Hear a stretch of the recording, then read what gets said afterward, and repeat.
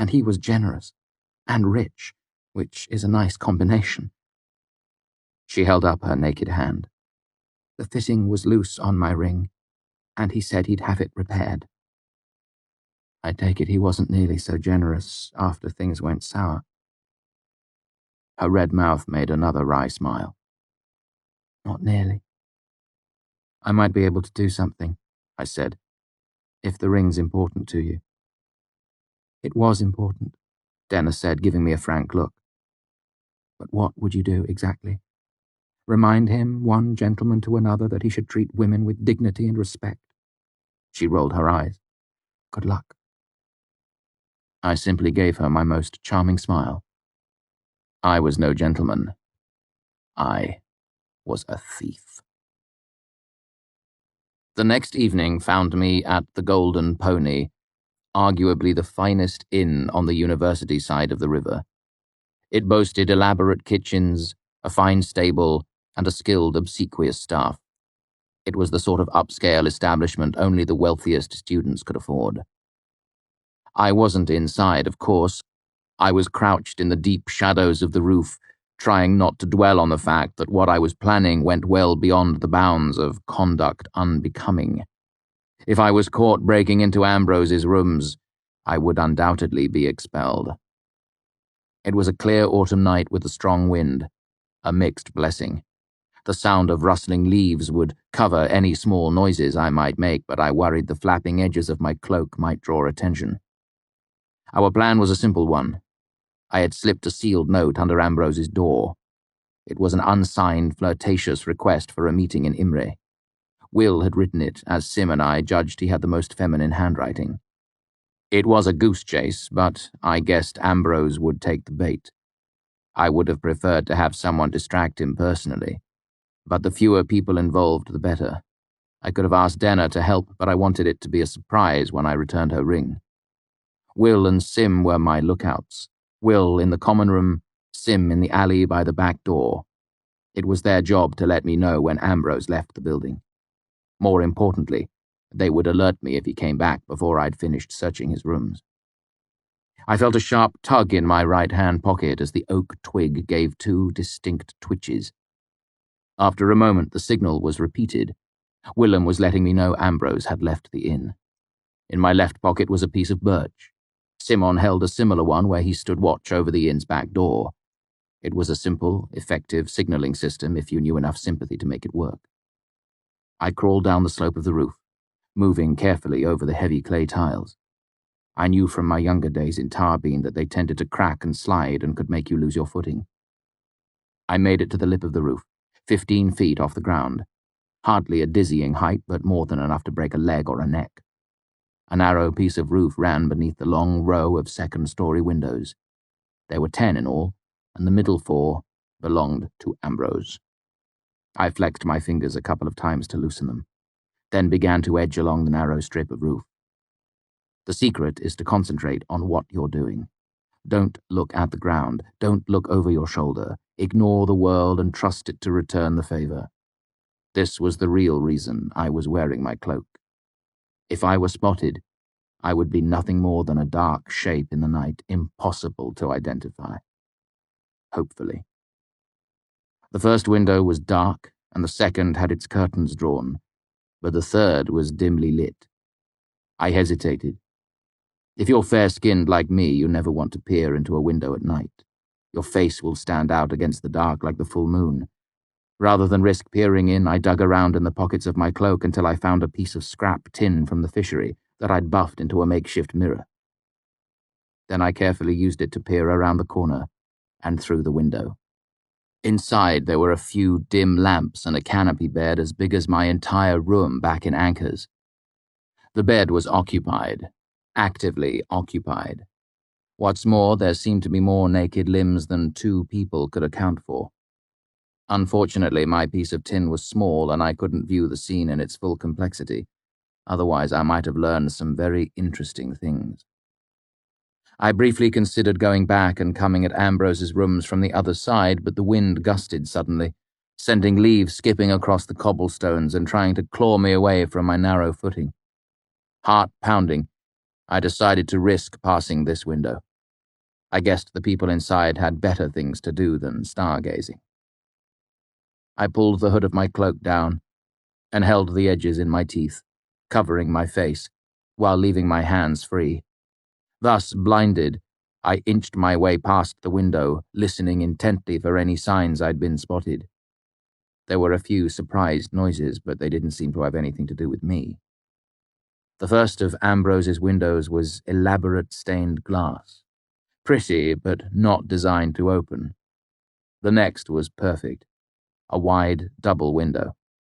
I pulled a thin piece of copper wire from one of the pockets of my cloak and used it to trip the simple latch holding it closed. When the window wouldn't open, I realized that Ambrose had added a drop bar as well. That took several long minutes of tricky work, one-handed in the near total dark. Thankfully, the wind had died down, at least for the moment. Then, once I'd worked my way past the drop bar, the window still wouldn't budge. I began to curse Ambrose's paranoia as I searched for the third lock, hunting for nearly 10 minutes before I realized the window was simply stuck shut. I tugged on it a couple of times, which isn't as easy as it sounds. They don't put handles on the outside, you realize. Eventually, I got over-enthusiastic and pulled too hard.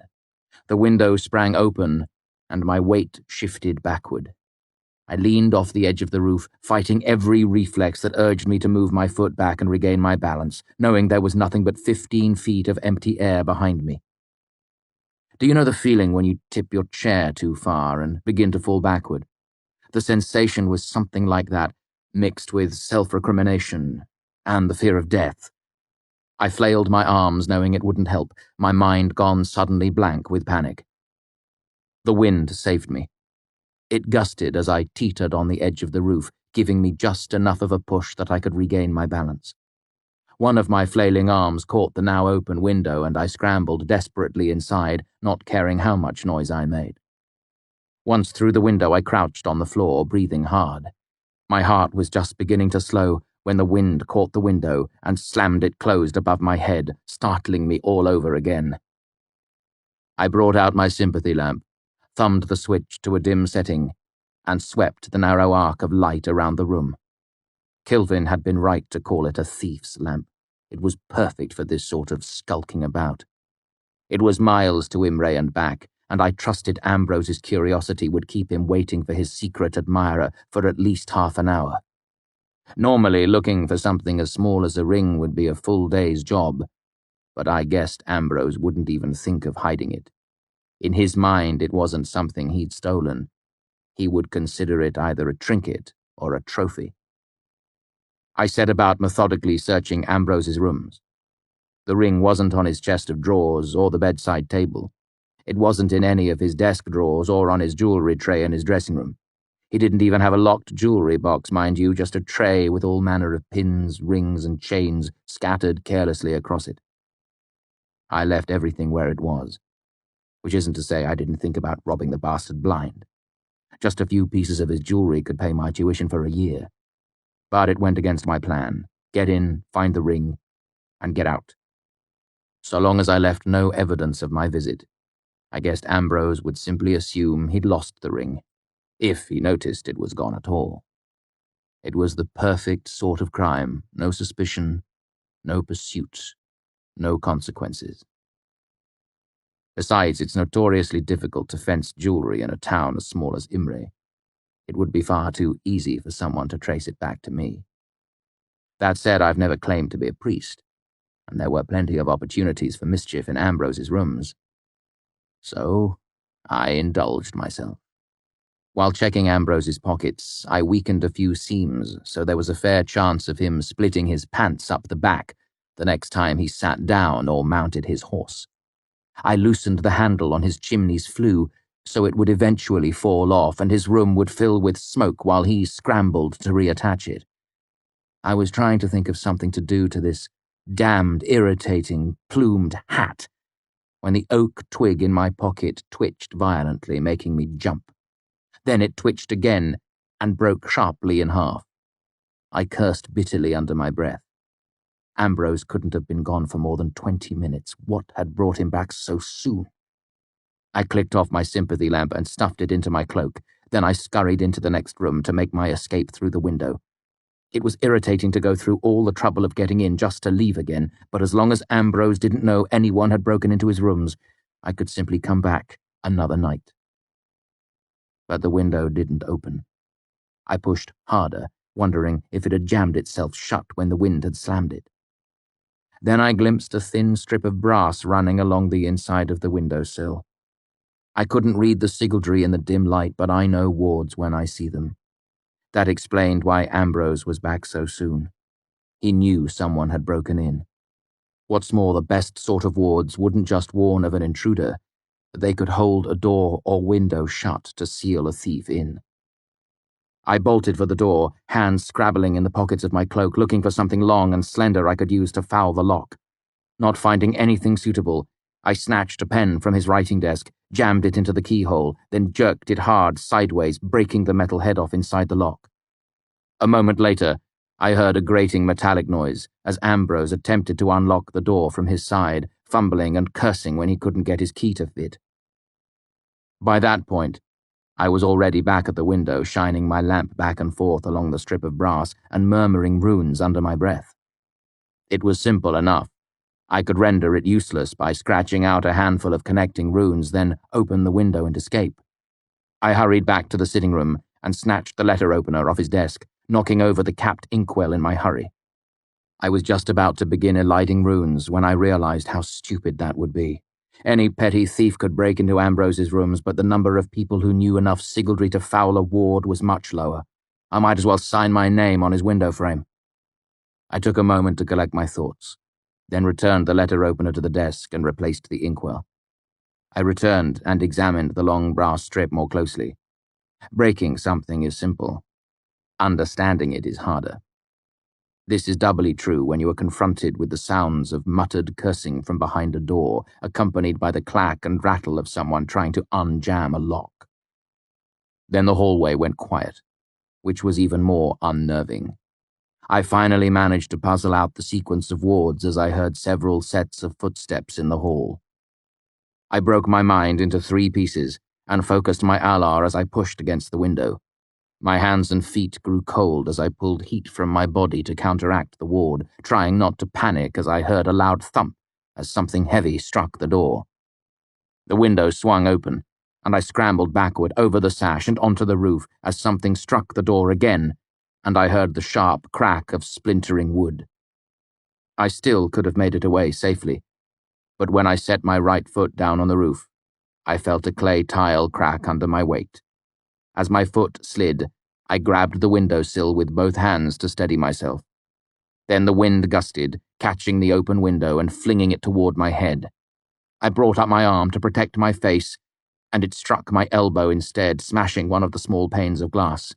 The impact pushed me sideways onto my right foot, which slid the rest of the way out from underneath me.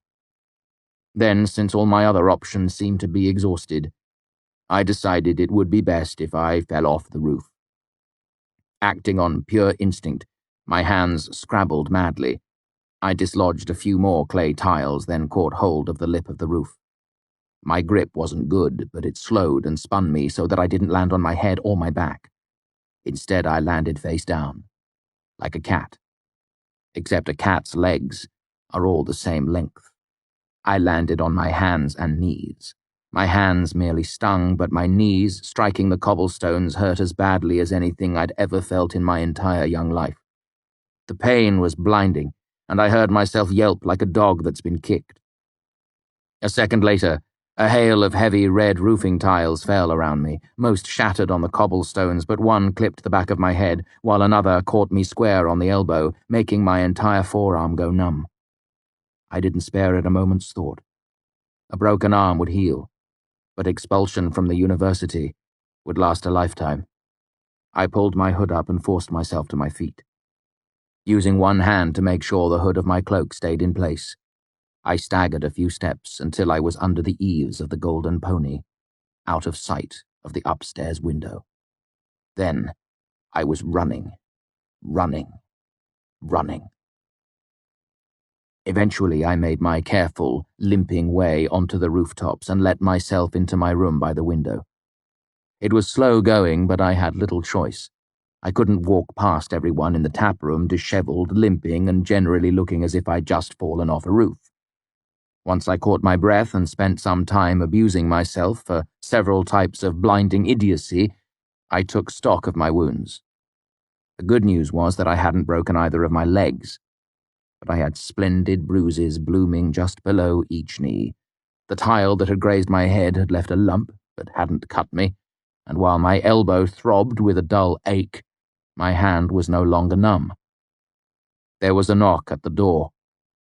I froze for a moment, then drew the birch twig from my pocket, muttered a quick binding, and jerked it back and forth. I heard a startled noise from out in the hall, followed by Willem's low laugh. "That's not funny," I heard Sims say. "Let us in." I let them in. Simon sat on the edge of the bed and Willem took the chair by the desk. I closed the door and sat on the other half of the bed. Even with all of us seated, the tiny room was crowded. We eyed each other soberly for a moment. Then Simon spoke up. "Apparently Ambrose startled a thief in his rooms tonight. Fellow jumped out a window rather than get caught." I gave a brief, humorous laugh. Hardly. I was almost out when the window blew shut on me." I gestured awkwardly. "Knocked me off the roof." Willem let out a relieved sigh. "I thought I'd botched the binding." I shook my head. "I had plenty of warning, I just wasn't as careful as I should have been." "Why was he back so early?" Simon asked, looking at Willem. "Did you hear anything when he came in?" "It probably occurred to him that my handwriting is not especially feminine," Willem said. "He had wards on his windows," I said. "Probably linked to a ring or something he carries with him. They must have tipped him off as soon as I opened the window." "Did you get it?" Willem asked. I shook my head.